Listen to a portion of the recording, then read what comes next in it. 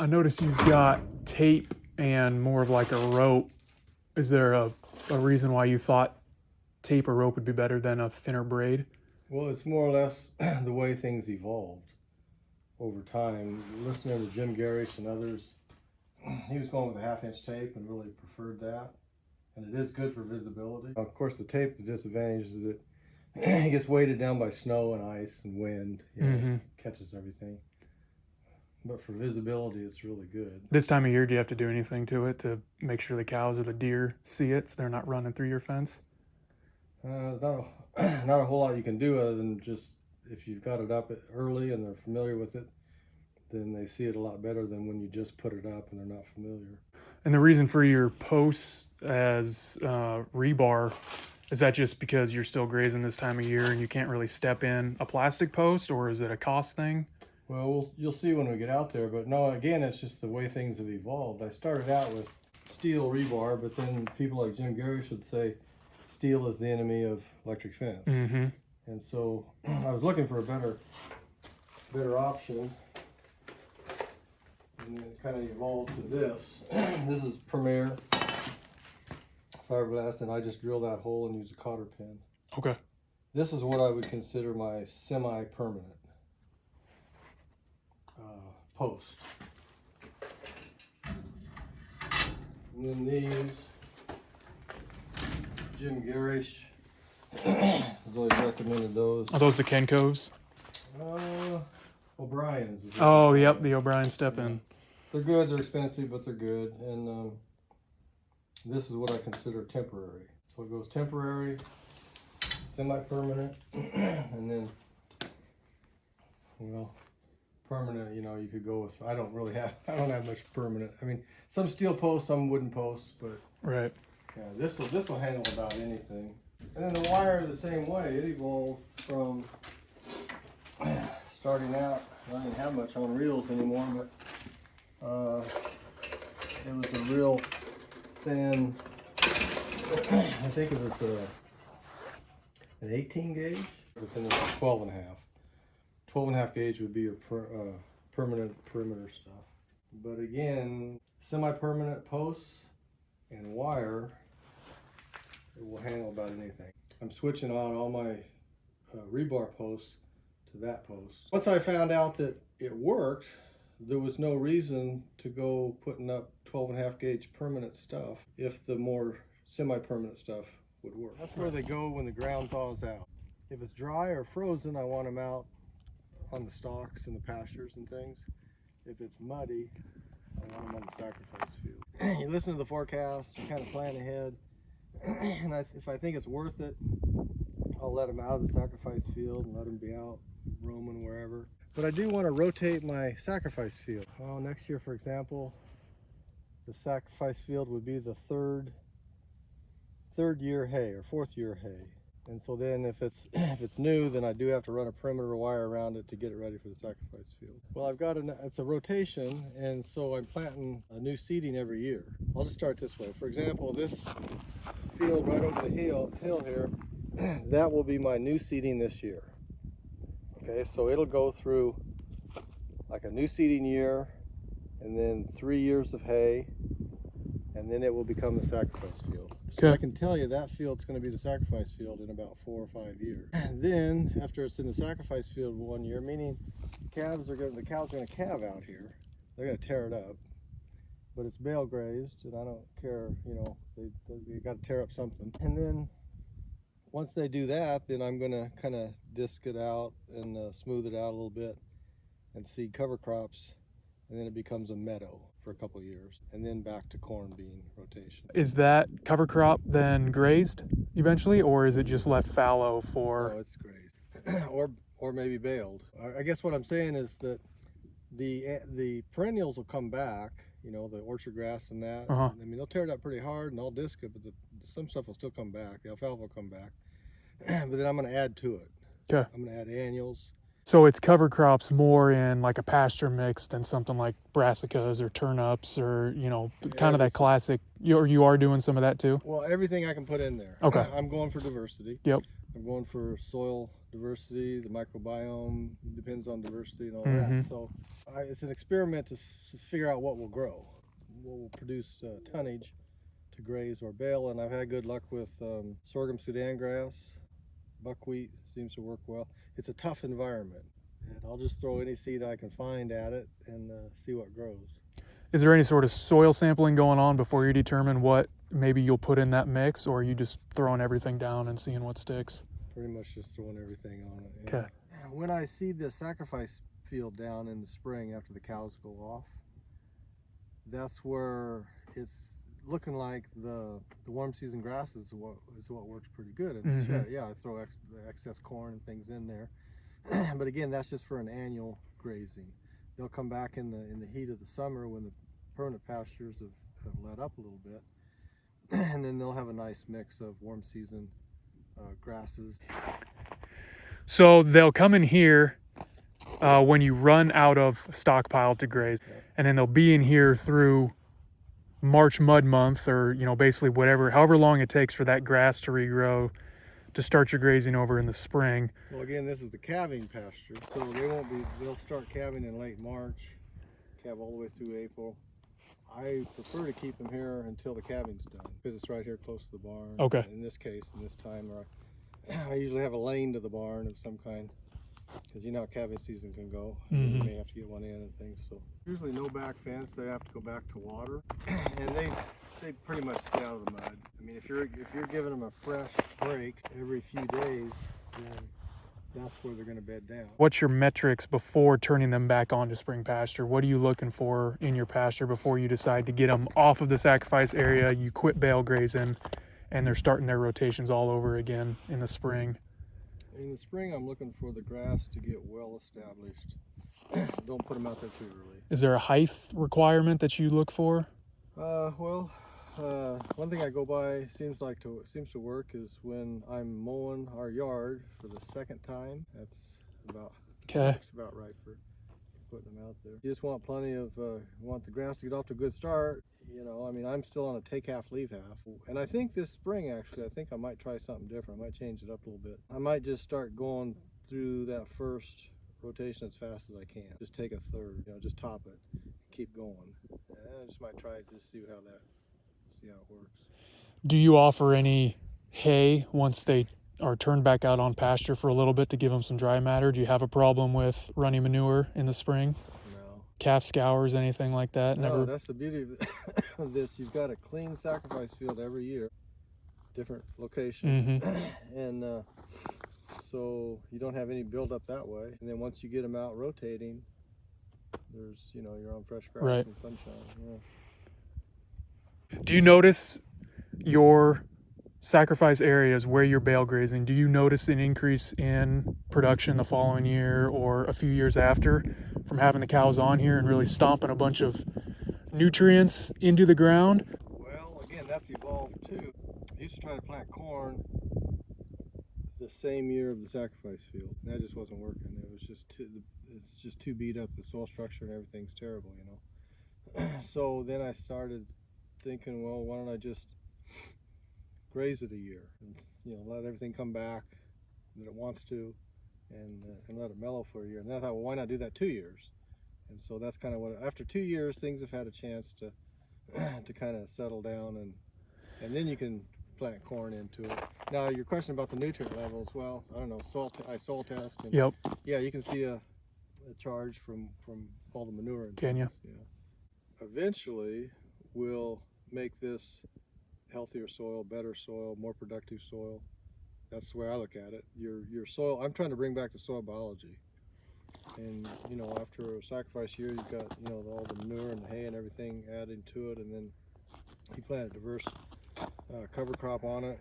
I'm just trying to bring back the soil biology. That's the main thing. And I don't know, yields, I don't pay too much attention to yields. Okay. I'm just looking for a good, decent crop and no disease and insect pressure and things like that. So I guess I'll ask you then, what's the reason to keep doing corn and soybeans and not transition everything over to cattle and pasture? Mm-hmm. Good question. I've been asked that question before, and well, I guess what they say about that is it's context. That's one of the principles of soil health, and my context is that I'm 65 years old, and I like to do things new within my capacity, you know, to do it. But well, kind of back up a minute. The corn and beans in the rotation play a role too, you know, and so it's a whole system. I'm not saying it's a great system. I'm saying it's a system that works for me in my context and how much help I have, and you know, the whole thing. So, Do you think that how many acres are in row crop at any given year? about 100 every year. Do you think it's possible for 100 acres of row crop to sustain for someone to make a living? Yeah, that's the depends. I mean, I was watching videos just the other day of a guy that was doing things on 120 acres, and he seemed to be doing them fairly successfully. I can't even remember at the moment exactly what his enterprises were. My advice, I guess, would be that if someone was paying attention to the basics and not just going after the market of a dollar market of a certain product or whatever. I mean, I know sometimes you have to do that, but the basics is what's going to keep things functioning efficiently. You know, if you're paying attention to your soil biology and things, you have good soil. It can raise good hay, or it can raise good, you know, inexpensive corn and bean. You know, it can do anything you want it to do. But again, I think your generation in particular, well, my generation some, but you're probably looking more at marketing and things than what I did, what I have. So if I was going to try to market grass-fed beef, for example, on the whole 320 acres, well, that would be a completely changed, you know, of enterprise for me to try to take on. Whereas I grew up with this diverse crops and things, and that's what I'm used to. How has the number of crops or number of acres in row crop changed from when your dad was running it to when you're running it now? Yeah, Far less. Less. Yeah, he was kind of focused on the corn and bean income and the government programs and things. And then when I started doing it, I started focusing on more diversity as far as the hay and the oats and things like that. I used to raise oats for grain and sold straw for the baled straw. So that's kind of what I tried to take things toward, less emphasis on row crop, more emphasis on soil health, soil biology, that kind of thing. Do you think it'll ever get to the point that the majority of the row crop on this farm is gone and it's mostly perennial pastures and livestock? That'd be all right with me if somebody, you know, could handle that kind of enterprise. But I can't help thinking there's a place for, again, the diversity of the rotation, breaking up the cycle and things. But if a person wanted to put it all in permanent grass and diverse mix, you know, yeah, I think they could make, well, like Greg Judy does. You know, he makes a real good living off of a lot of fescue and herbs and things, and forbs and what have you. So testing your fence. Yeah. Take a blade of grass and do what with it? Well, some people would say never encourage anybody to touch a fence, electric fence. And I get it. You don't want to encourage people to do something, you know, silly. But my point is, I would want people to understand how they work, how they can be dangerous. Well, that's, if you want a really hard shock, you need to be really well grounded. And so if I tell people never crawl under it, because then you're well grounded and your head is in close contact with the wire.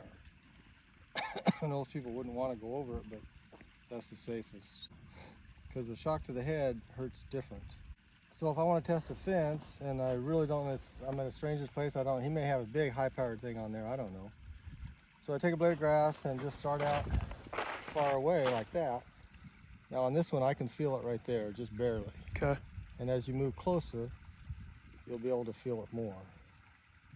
But I know right now I've got a pretty good idea with the way I'm grounded, and that's really important, you know, the way I'm grounded, then this isn't very bad.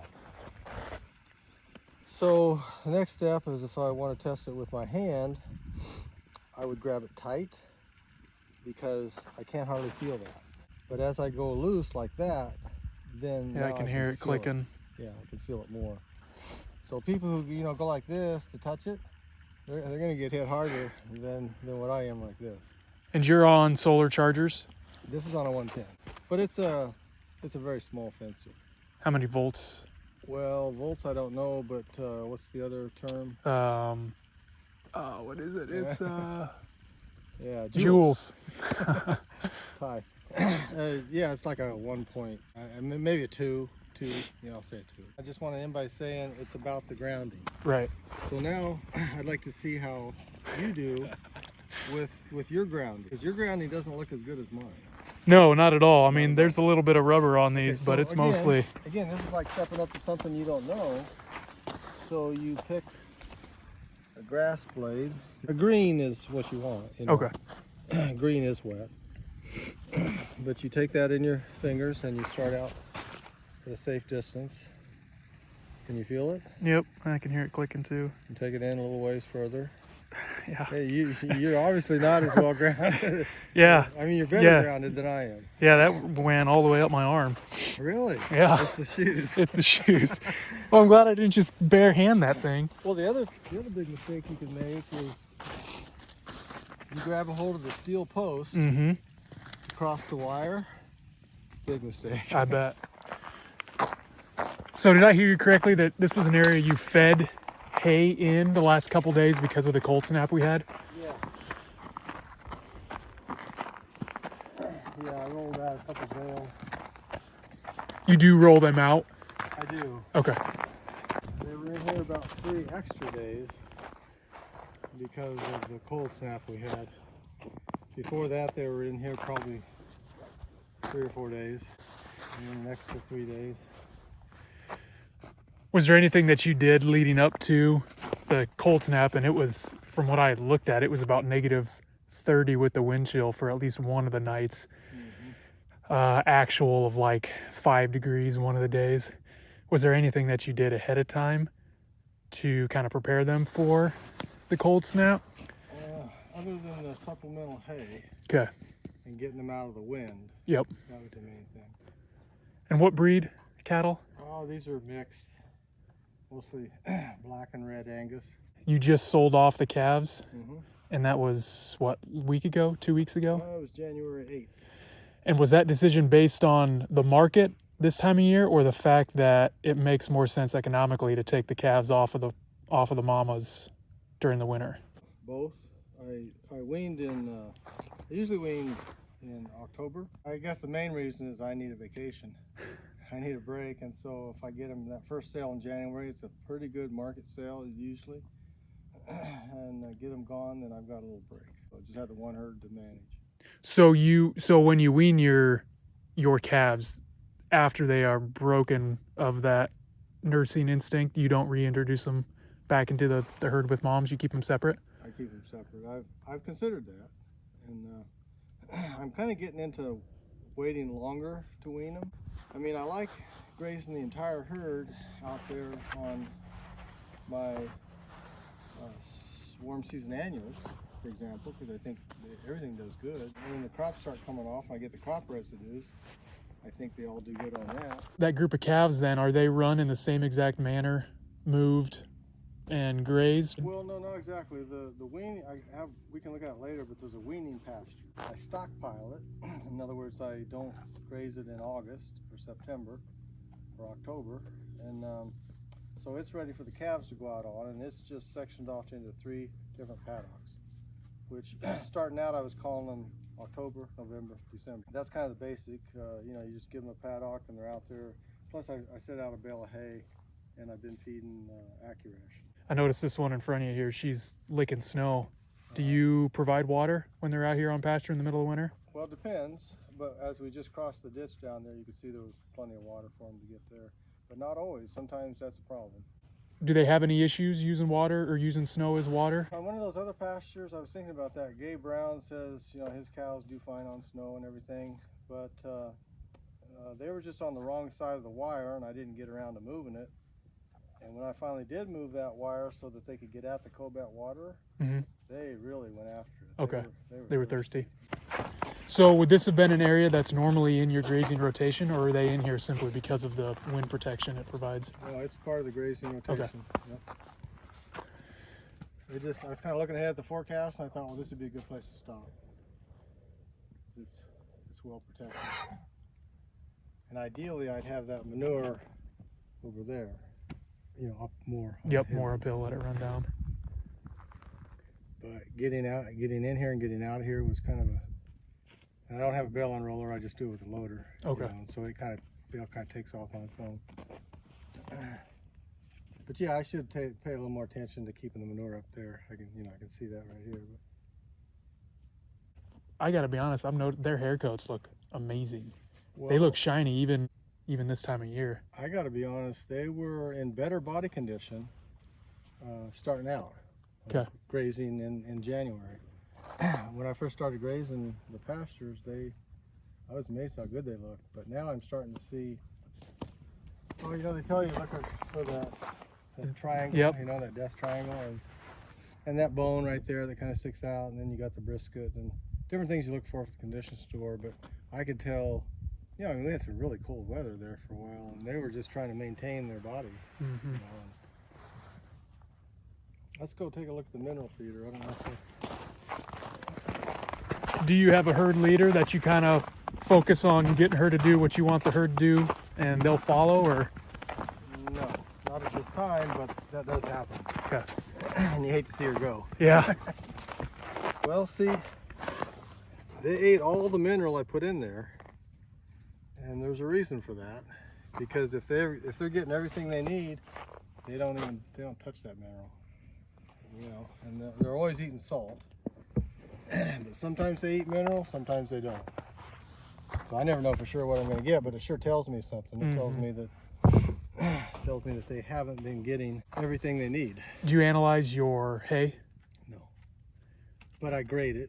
When I'm putting it up, I give it an A, B, or a C. Okay. Yeah. Do you find that they will be less dependent on the mineral when they're back to grazing versus when they're eating hay? Absolutely. When I'm grazing in the summer, and we'll see, I'll put mineral in there and put it in the next paddock as I graze. Mm-hmm. And it'll be interesting to see if they keep eating mineral. What about this time of year? You're going to turn them back out on pasture here. Do you think they'll go through the mineral as fast being back to grazing stockpiled? I don't know. They haven't been eating much mineral, but then all of a sudden they kind of started eating quite a bit. Mm-hmm. So I'm going to be anxious to see what happens. Right. What I wanted to say is in the summertime, if I'm moving them, they don't hardly eat any mineral. But if you keep them in a paddock for a while, too long, then they'll start hogging the mineral. So it's pretty much getting, what they need or not getting what they need. Mm-hmm. And they've been in this paddock too long, and so I don't know. It's kind of a thing I'm going to watch. Yeah. So calving season for you is March? It'll start last week in March. Is that something that's been adjusted over the years? Not much.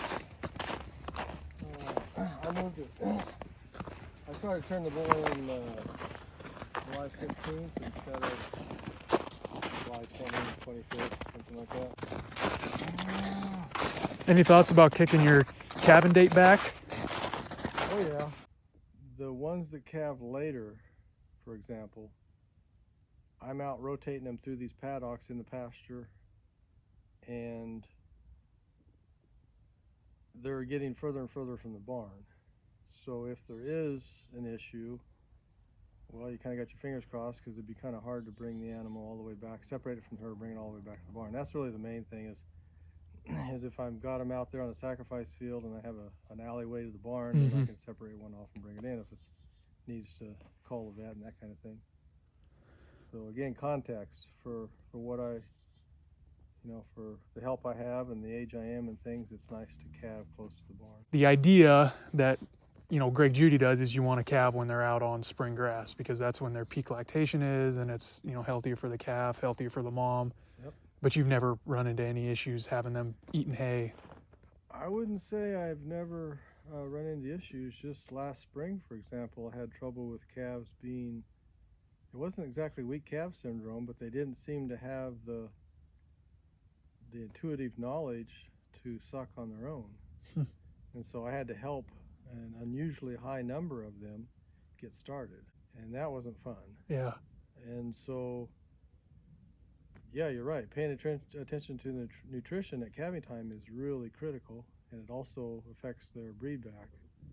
That's the biggest factor of whether or not she's going to breed back is her condition at calving time. So maybe you're talking me into it. We'll see. Bye. Bye. Woo.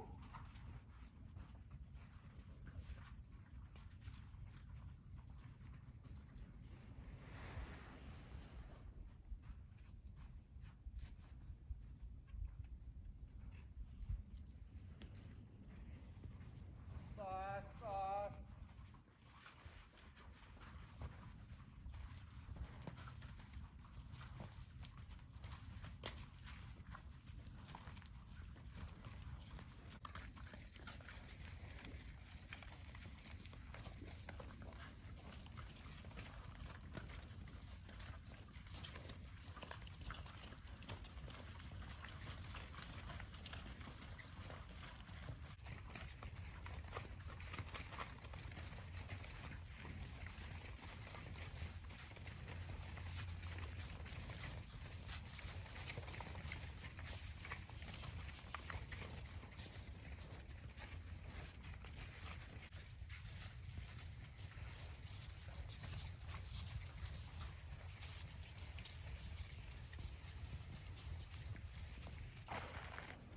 How many of these watering points do you have?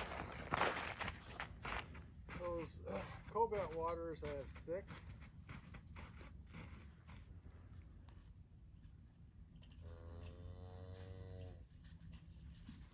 Most of that was put in with cost share.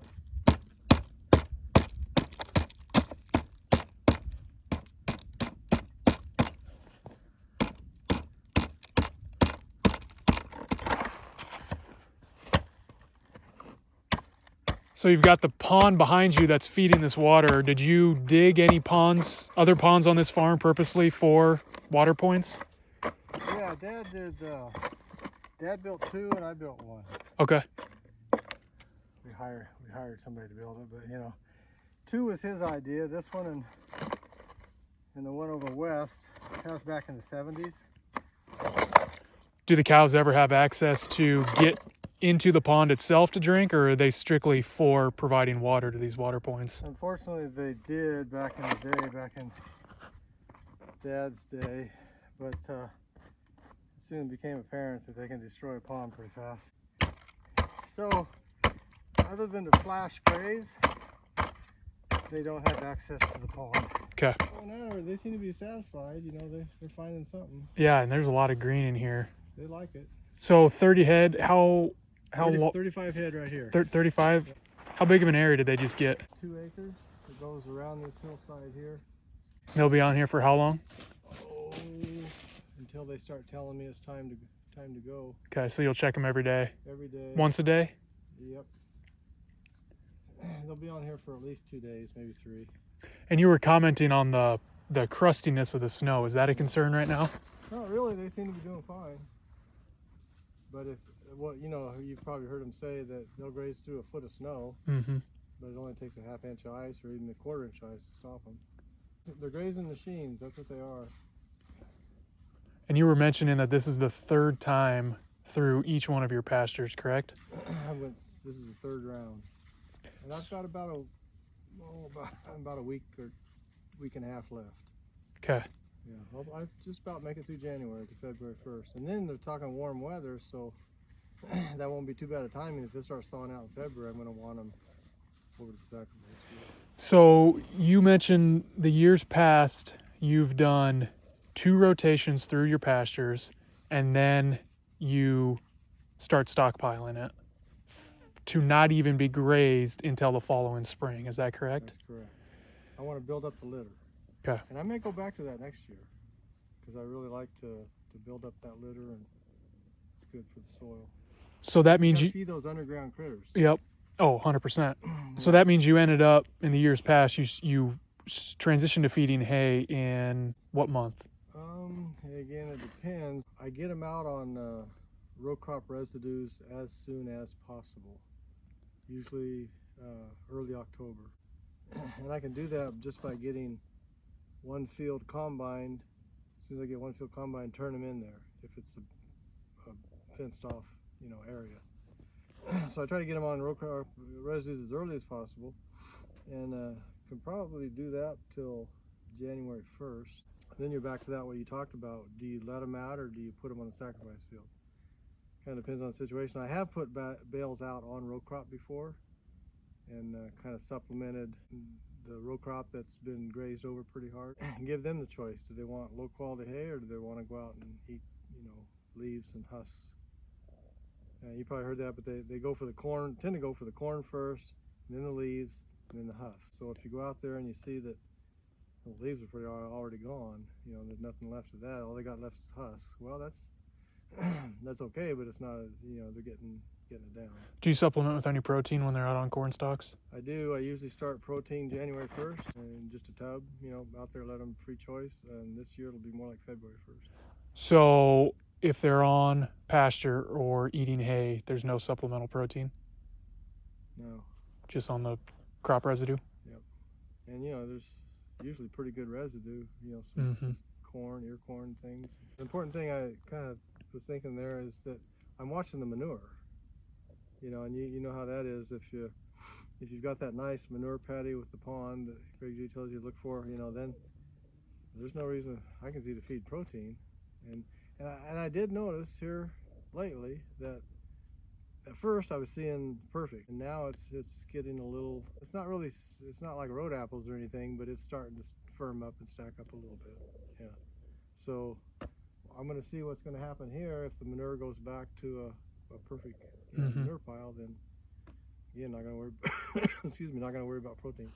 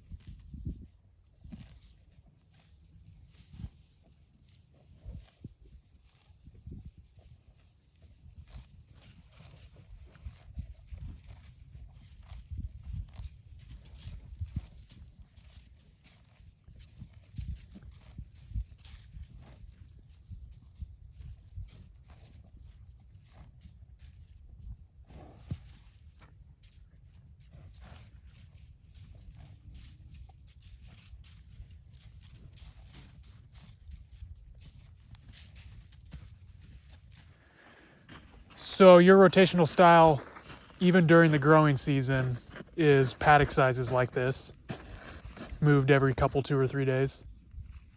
It varies a lot. I don't know if I have a typical paddock size. Whatever kind of works for the lay of the land and things. So spring rolls around, grass starts growing, you get ready to turn the cows back out. Are you going to be looking for anything in particular that's going to turn you off from rotating a third time? Good question.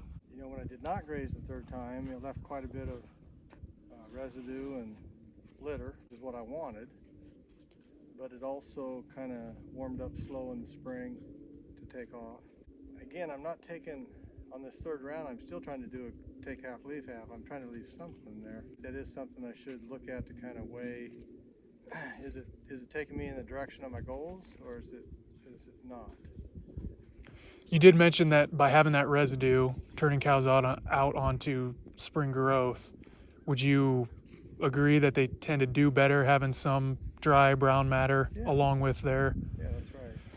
Because you were talking about that earlier about, being too washy and scouring and things. So yeah, Greg Judy's pointed that out, how that helps to have that residue in there. It's kind of a mix. So yeah, I may lean, I think ideally I'd like to just do it twice and then let it stockpile. But I was short on hay. I don't want to buy hay, and I thought, well, if nothing else, this is the experience of going around right. trying to learn something. Would you be concerned at the amount of feed or what's in here if these girls were lactating and they still had a calf on them, or are you particularly all right with this third pass because you only have dry cows? Yeah, I think that's the answer. I mean, these are dry cows; they can get along pretty well. If you were having lactating calves, yeah, no. So, well, you'd have to make a better stockpile. You know, I mean, you probably heard Jim Gerrish say there are 5 good reasons to have endophyte type fescue. Do you know what they are? They are November, December, January, February, and March. Okay. So we do have a lot of fescue, just old Kentucky 31, and so that's one way you can make use of it is a stockpile winter grazing. I just want to make the distinction between endophyte type fescue. There's 3 basic types I'm aware of. One is the endophyte type, and then there's the non-endophyte type, and then there's the non-toxic endophyte type. Okay. And I'm just trying to make the point that the endophyte is important because that's what gives us its durability and longevity and things. They developed a non-endophyte type that didn't turn out so well. And they're trying to get away from some of the problems that fescue caused. So this would all be just the old Kentucky 31 fescue that is a toxic endophyte type. But it's diluted with clovers and other grasses and everything, so it's not an issue. If somebody was seeding something and they wanted to plant fescue, I think they'd want to go with a non-toxic endophyte type. In other words, you keep the endophyte, but you don't go with the old Kentucky 31, which is toxic. The old Kentucky 31 is tough as nails. I mean, that's what you can tromp and just really abuse, and they'll come back. In fact, a lot of times it can dominate. So some people wouldn't want to have anything to do with Kentucky 31 fescue or the toxic endophyte type fescue, but for the grazing months of November, December, January, you know, it's hard to beat it. If you had to guess, what would you say the average weight of these girls are? Oh, too big. I'd like to get smaller. You know, the short-legged, like I think it's Greg Judy that says you should not be able to read a newspaper under. Right. Yeah. So I'm looking for the shorter-legged, boxy, smaller cow. But to answer your question, these, well, some of these are 13, 14. Do you think this farm's carrying capacity has increased? I think the carrying capacity at about 40 pairs is about right for this farm for the way I'm doing it. And you know, I used to think we had quite a few cows, but I looked on the barn wall one time where we were putting marks for working on them, and that only had about 20 head at that time. Really? Yeah, and I thought, gee, that's all we had was 20 head. What else have you noticed changes after kind of changing the style from the way your dad ran them? We talked the other day that you haven't had to worm in 2 years. Has there been anything else that has been a change for the better? Oh yeah, everything. I mean, I tell people we used to have ragweed pastures. In the summertime, they'd just be covered with ragweed. If you go out there trying to mow it, you had this pollen all over your tractor and everything. And rotationally grazing just completely changed the forage that was out here. Okay. And I didn't seed any clover or anything. It just came back on its own. And it waxes and wanes and does different stuff. I remember the feed man showed up one time. I had the creep feeder out there in the pasture in, I don't know, August or something. And that whole hilltop there was just covered with red clover. And that's all you could see is red clover. And he said, "Did you seed that?" And I said, "I didn't seed anything." It's just the rotational grazing effect. And that's the best advice I got one time was, first couple of years, don't plant anything but fence posts. Just see what comes. What's there? You know, what it'll do for you. And that was good advice because I really haven't seeded. Well, just this past year I tried seeding some chicory and plantain. I'm trying to continue with the diversity, but yeah, that's the big story is you can improve your pastures. And the weeds, the musk thistles, you know, they used to be a problem. They're no longer a problem. The little fluffy seed doesn't have a chance to get down to the dirt. That's the way I see it anyway. anyway. I mean, it's just pretty much disappeared. I heard that if you're rotationally grazing, you're not grazing down to the ground, and you can, if you're doing it right, and you can maybe quit worming. Well, I did fecal tests for 2 years in a row, and both the cows and the calves were just as clean as could be. They said they couldn't hardly find any eggs. So I said, well, then why worm? And so this fall, I told the vet, I'll just stop worming and maybe continue with fecal samples. Yeah, I mean, that's again the direction I'm trying to go, is to bring back the dung beetles and that. So Do you see being in an area like we're in with development creeping in and neighborhoods popping up? Do you see this as, obviously that's going to be happening more and more, right? Farmland's becoming scarce, development's just taken off, especially since COVID hit, and a lot of people are moving out to the country, and I'm using air quotes behind the camera here because the country now seems to be 3 to 5 to 10 to 20 acres, lots all over. Do you think that being able to direct market has more of an opportunity now that your neighbors might not necessarily be so far away from where you're raising this food? some people think so. I can just tell you a little story. We're working on putting all this into conservation easement, so it will not be developed for houses. And we've already had somebody from Iowa City area interested. He came down and looked at it. And to get back to your question, they have researched it and decided that southwest of Des Moines is where they want to be. They want to be in the path of development for the customer, and they're thinking about relocating here. So yeah, it's a mixed blessing. Mm-hmm. You know, I mean, you've got the development, but you've also got the opportunity.